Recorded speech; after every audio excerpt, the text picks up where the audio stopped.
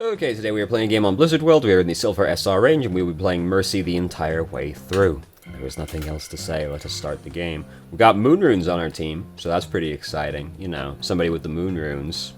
Maybe they'll carry us. Who knows? Maybe they'll just end up insulting us a lot. You know, the people with the moon runes names, you get two extremes. You know, you don't get any in-between on this one, really.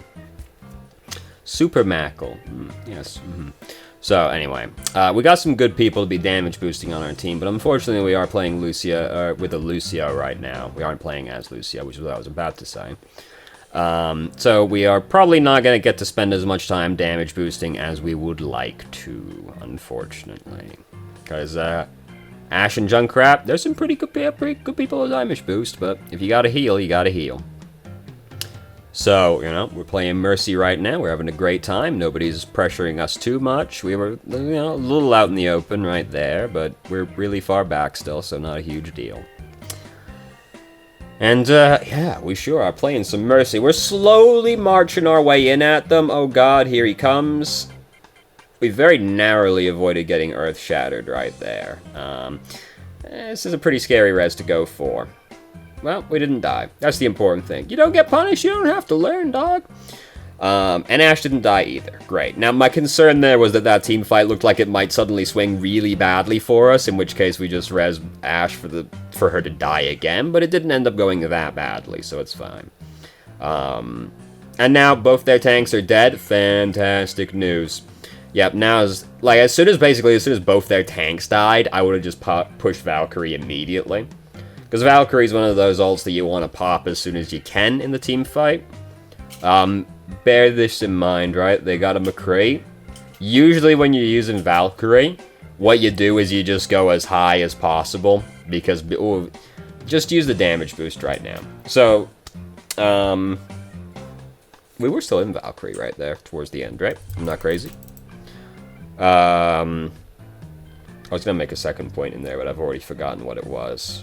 I think I got most of the way through it and then lost my train of thought. Yeah, just, keep damage boosting them here for a little bit anyway. Get the last little bit out of that. You want to use Valkyrie as soon as you can in a team fight so you can get as much value from it as possible. So usually, using Valkyrie, right at the start of the initiation or right before the initiation is good. And, you know, this is a risky res for her to have gone for, but she got away with it because her team wasn't looking at it. Our team wasn't looking at her. Unfortunate to have ended up having to use the Graviton right there. Oh god! Alright, we're good. Switch to the healing beam a little late on that one, but it's all good still, you know. Nobody died. That's the important thing, nobody dies? It all went great.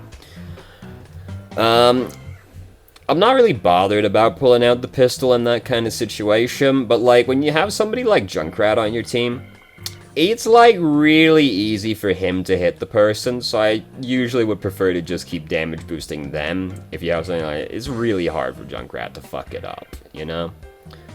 So they do have a Reaper. That's scary, so we have to worry about him popping out behind us right now. I've remembered the point I was making. When you're using Valkyrie, usually your inclination is just go as high as you possibly can. Because the further away you are from the peasants on the ground, the harder it is for you to hit them. For them to hit you, rather. When there is a McCree or a soldier, you have, to some extent, like Ash and Diva, you have to be careful when you're doing that, because those are two ultimates where if you're just floating out in open space, you are going to get got real fucking fast. So when you do pop Valkyrie, your gut instinct is just going to be go as high as possible to avoid danger, but just, bear in mind if they have a soldier or a McCree, at very least, just bear in mind if they have them.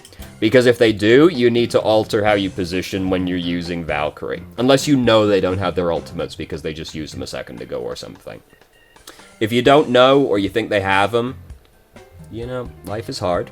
If you're not sure, just assume they do. And position near cover instead of, floating up in open space.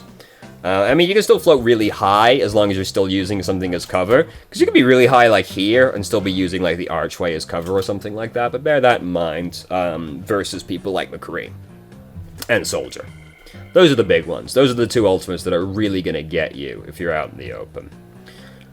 So, we've got Valkyrie right now. We could pop Valkyrie right now. Yep, there we go. Fair enough. Because this team fight's, like, it's going to be happening soon. Yeah, I don't like using the pistol. I can hear Deadeye. Okay, we didn't die. I don't like using the pistol when you're using Valkyrie unless you're really confident you're going to kill somebody. Because Valkyrie, the AoE damage boost and the AoE healing, it's a massive utility. Like, Valkyrie is so good because it's just like a bongo that can't get broken. You know? It's great. Well, it can get broken, but it's a lot harder. This is, yeah, this is all very tragic, very tragic. Like, if you see, like, somebody off by themselves, like somebody like Anna, Ashe, Widow, like, you know, you can kill these people fairly reliably, because it's quite hard to hit Mercy when she's using Valkyrie. So if you see somebody like that off by themselves, you can usually kill them relatively easily. But if you're not, like, really confident you're gonna get them, it's not, like, a really good opportunity, it's best to just be using the beam still. It's like in Valkyrie in particular, just because the AoE damage boost is so strong. Like, AoE damage boost is incredibly strong. The AoE heal is also nice, of course, but like, you don't need to heal people if the enemy team are dead. You know, they can't do damage to your teammates if they're already dead. I am like gonna sneeze at some point, maybe. No, I'm just going to be upset for a little while, is how it actually is going to be. Very upsetting. So, at this point, right, this is something to bear in mind now as well. We've seen that Reinhardt and then McCree both go for, like, flanks that they shouldn't have done, but they did. So he now should expect that to be a common behavior, right? People who do that kind of thing, they do it. He just earth-shattered behind us again, right? Like, people who do that kind of thing, they don't just do that kind of thing once. So we need to be, like, looking behind us a lot now, because they have Reaper, who will obviously be trying to do this, and then McCree, who will probably be trying to do this, and Reinhardt, who will also probably be trying to do this. Even though they shouldn't, you know, we have to be looking for it. So there were a lot of ultimates happening, so we decided to, this is a scary one to go for. Okay, we broke off for that one. There were a lot of ultimates happening, so that was fair enough. What we did right there was we made ourselves quite easy to hit. This is gonna go back 20 seconds, which is very tragic. You know, but like, so around here. The way we moved made us quite easy to hit, because we do this, that's fair enough. And then we just slowly glide in this one direction without, like, altering our trajectory in any way. Right, like, I've got to slow down, so obviously we're doing it for longer. But we did just go, like, in a straight line, more or less, right? Which makes you really easy to hit. And you can vary it as Mercy, because you can, like, hover, unhover to, like, suddenly drop a little bit more, throw people off, you know? Just wiggle a little bit. Try and avoid just, like, drifting in one direction for an extended period of time. It makes you significantly easier to hit if you do stuff like that. And Mercy gets to do cool aerial stuff where she can, like, alter her momentum, but with her hover and stuff like that. So she has a method of avoiding damage that other people don't have. That's their Mercy. Because people don't... This is why, like, Lucio usually gets away with a lot of shit, right? People don't typically have muscle memory for getting people that are shooting on walls built up as well. So if you were, like, alter your trajectory in air as move, like, velocity, hover, unhover, shift around a little bit, people are not as accustomed to shooting people in the air, so you'll get away with more stuff. This is not worth complaining about. We could have been damage boosting very briefly in there on toes, but it was like a half second where it would have been fine. And we haven't been like over healing people that much. To be fair, we've had to spend a lot of time healing people because we're playing Mercy as the main healer pretty much right now. I don't want to do this. Like, we're not gonna kill that guy. I'd rather just be over here with these people, you know. We do want to... Ooh, yep, Deadeye. Yep, you see? That's what you gotta worry about. And you know, like, you can go really high on this map, but you just still have to bear in mind that you need to be near something that you can use as cover. Specifically versus, like, McCree and Soldier. There's usually a McCree. It's a good habit to be in general, you know, to still be playing around cover while you're in the air. But to be perfectly honest with you, you typically don't have to worry about it unless you're playing against like Soldier and McCree. But it is good to do in general, just be playing around cover regardless when you're using Valkyrie, but really important versus McCree. So hey, here's the bad man. I think we knew he was behind us, like we were looking around a lot. We walked into our mine. Yeah, you know, sometimes you walk into a mine. It's not ideal, obviously. We'll not dwell on it too much. Obviously, there's room for improvement on the mine touching. So, anyway, we got it all the way to the end. That's better than a lot of people do on Blizzard World, so by all accounts, I'm like, we won. We won that round, you know. Some people, they don't capture the first point on Blizzard World, so this boy is pretty far up. Ryan's also like, I don't want to be this far up. This far up, this is scary. I don't like being this far up. If you get into a bad spot up here, it's pretty bad. We don't get control over this, obviously. If they're going to stand up here, they're going to stand up here. They shouldn't be stood up here, but if they're going to do it, they're going to do it. This is going to get pretty scary pretty fast. Oh, big hop. Okay, cool. Everything's going good, actually. They got really scary, but... oh, we're backing up into somebody right now, because somebody's touching the point. It's okay. Nothing came of it. I don't know who's behind us, but somebody was behind us. Looks like it was probably Hammond. Boy, what a mess this one turned into. You know, just watch it through again. Yep. I mean, that was just like sick dynamite for Ash. A lot of people grouped up. Like, what we did wasn't, you know. What we did, it was fine. It's just that Ash ended up throwing some dynamite in and catching 3 people with it, which is, like, really upsetting. But it's not like we were doing anything particularly egregious at the time either. So, you know, sometimes you get hit by dynamite. So... now, this point, pretty much gone. Maybe not. Nope, it's gone. It's gone. It's gone. We're still trying. I don't like it. I don't like it. I'd rather just give it up. Because the thing is that, like, that team fight, it's looking real bad. All this looks like it's gonna do is cause Reinhardt to die again. Which is, real bad. You know, Mercy has the power to stagger other people. Which is, scary. It looks like they're actually gonna pull it off. Bob's killing people. Maybe not. So this res ended up being fine, because we almost ended up defending the point off of it. But, like, this one ended up being fine, because, like, the fight turned out to still be tenable. So that's nice. But I would not go for that kind of res, because odds... why are you doing it now, dude? Whatever. Why are you just dropping mines right there? The odds of that fight going in our favor were quite low from my perspective early on there. So I would have rather just not gone for that res. There's something you gotta be careful about when you're Mercy, right? You have the power to stagger other people, and if you res a tank, like, you have the power to feed the enemy team a lot as well. So, like, I'd rather not go for it, you know? For the first checkpoint, like, it's not like we have to hold that or lose, right? I'd rather just sack it and not take the risk. Because if it's a low odds of working, I'll write that boy off pretty early. So, anyway. Oh, she's in. She's pretty in. We went, like, pretty scary close right there, but they didn't do anything. Where's Symmetra's off killing people right now. Good for her. So we decided to pop Valkyrie right now. That's fair enough.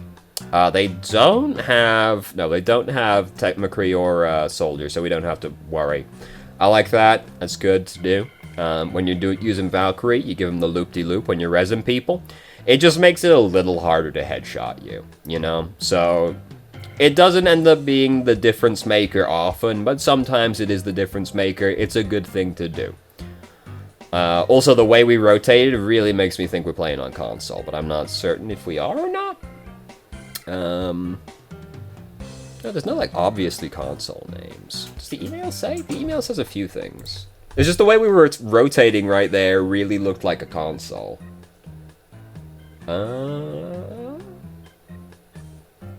Doesn't say. Doesn't say. It was just like a really uniform spin.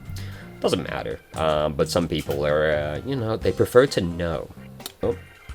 I didn't even know Riptire was happening. Haha, I was not paying attention. So, let's speed it back up a little bit. Yes, it happened right there.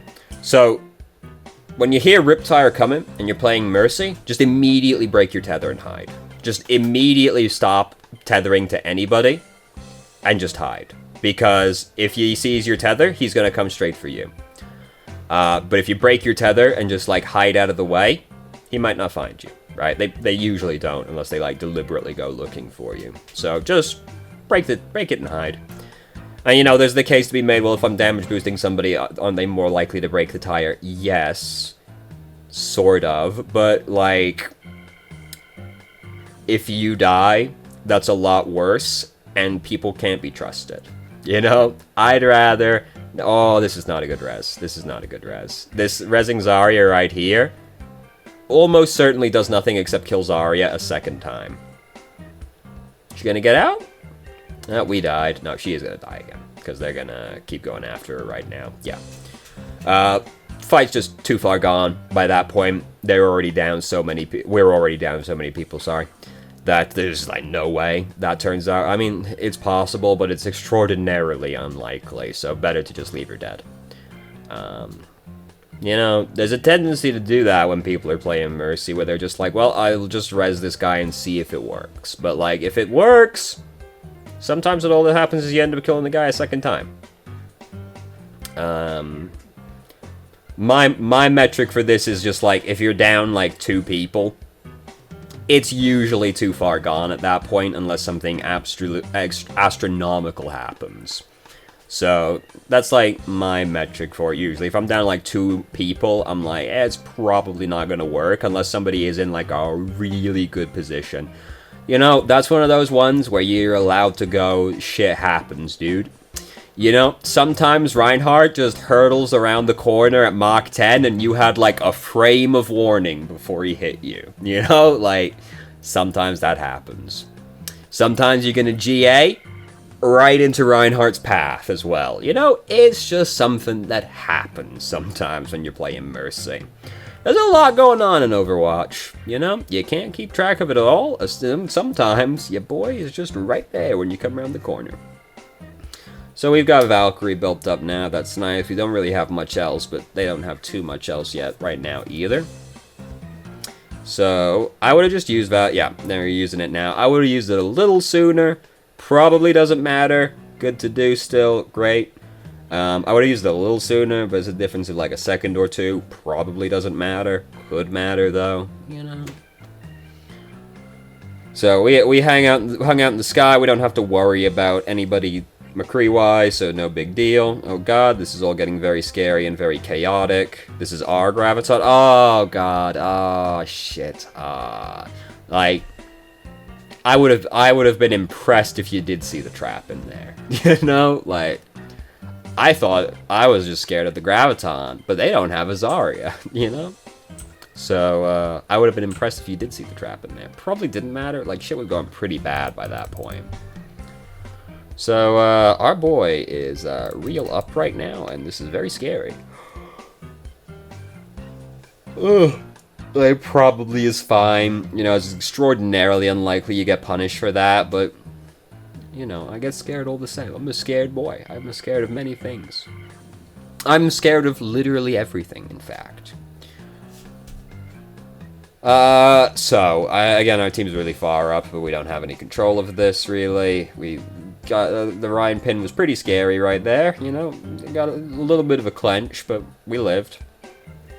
Here comes Winston, you know, we just get to float away from the boy. He's after us, we, like, walk under him. He's not getting us anymore. Do a little bit of a super jump, great. Yo, I gotta, like, actually learn how to do the super jump. I understand the theory on it, but I've never actually, like, learned how to do it. Like, this is, like, very quickly becoming, like, mandatory tech for Mercy, you know? Like, I gotta actually, like, learn how to do this. I'm fine with going for it this time, because we don't really get a say in this matter. This is a we have to defend this point or we lose situation. So, you know, you try, what can you do? So, going over to the email real quick. Let's see. I can tell I'm picking up on some bad habits playing in Silver, including risky reses more often than not. playing out in the open a lot more than would be survivable in high gold plat.